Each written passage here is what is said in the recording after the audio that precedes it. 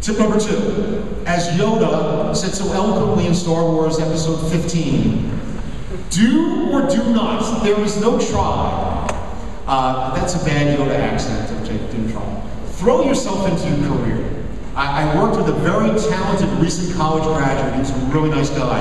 And he was an assistant producer at WNBC. He really wanted to be an on-air reporter. And he had done some of it for some local cable channels. I kept pushing him to send his resume to all these small stations. So I said, send it out. Send it to Butte, Montana. Send it to Fresno, California. Send it to El Paso. Send it around the country.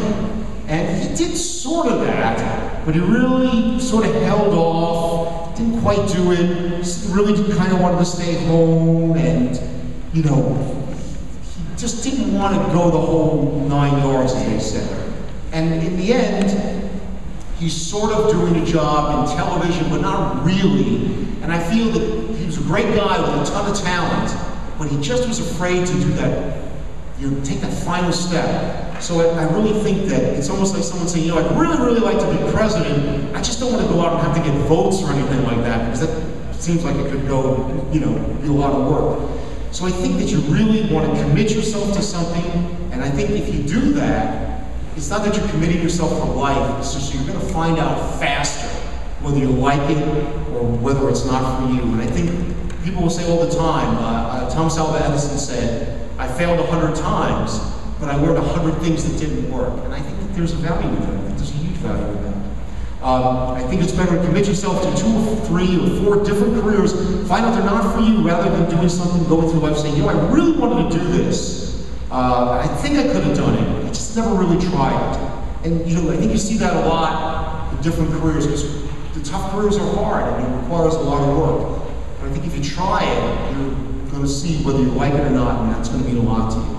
And I think that also ties into who we are at Xavier. Since this school started, before the Civil War, the students have overwhelmingly come from families that have left other places to seek a new life here in New York and in the United States. In 1904, my grandfather Lewis looked around in Sorrento, Italy and said, it is not happening here.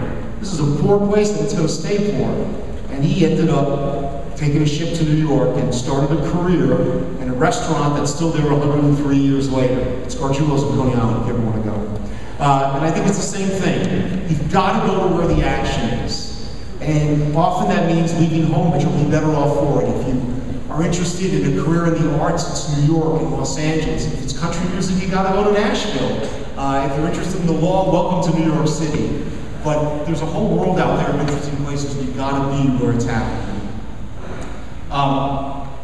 If you're one of the groups I spoke to earlier today, I told you that I did not start at Xavier. As I said, I was a freshman at Fordham Prep, and I went there for a year because they let you skip 8th grade. They don't have that program anymore, right, guys? You guys are like, wow, I could have been out of here. But I went to Fordham for a year, and Fordham is a fine school in the Jesuit tradition, but you know, it just wasn't a good fit for me. And I remember transferring here, and after a quick period of adjustment, feeling so much at home. My point is this: it was scary to leave one school and start in another when you're a sophomore, you know, you're only here for 4 years. But if I had stayed at Fordham, it would have been going to high school, and it would have been all right. It wouldn't have been great.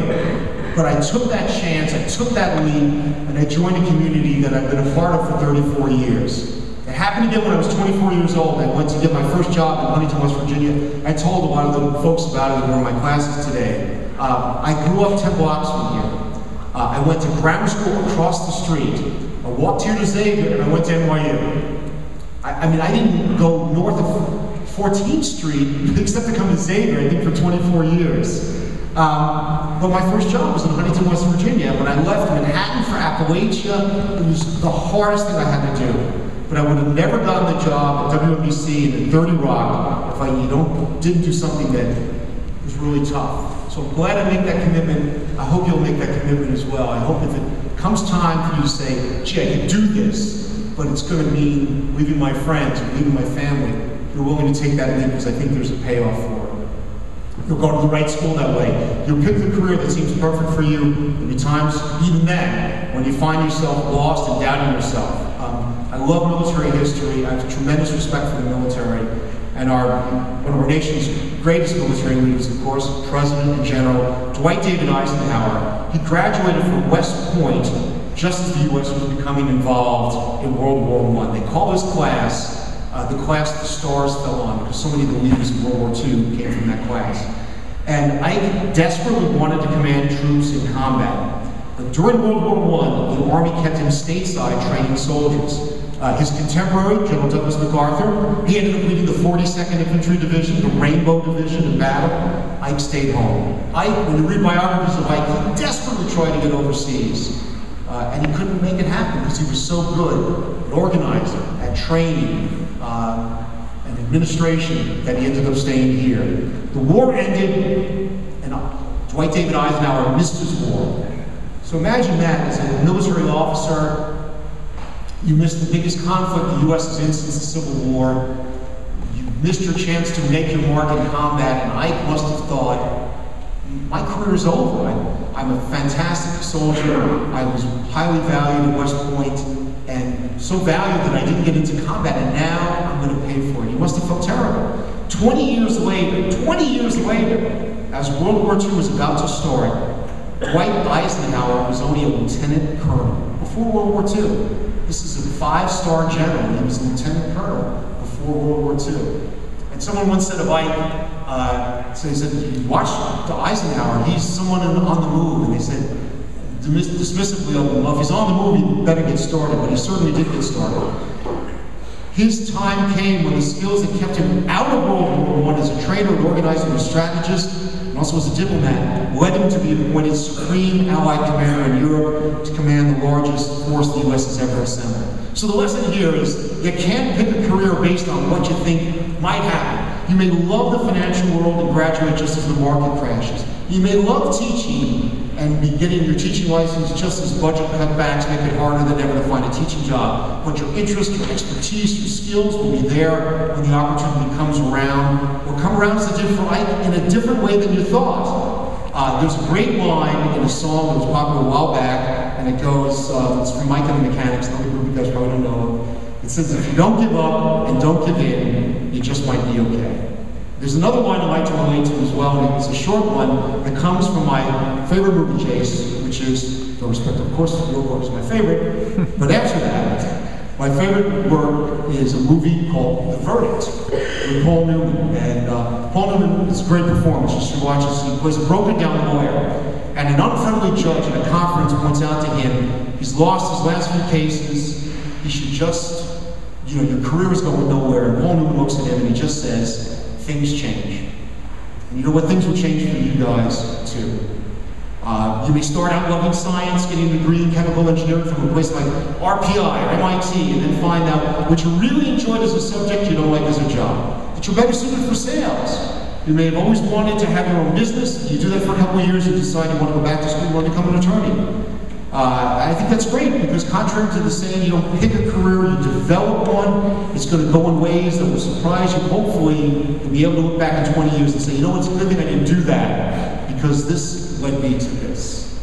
I made this mistake, and I found this out. I think you'll find that. There's also one final thing I'd love for you to take away from today.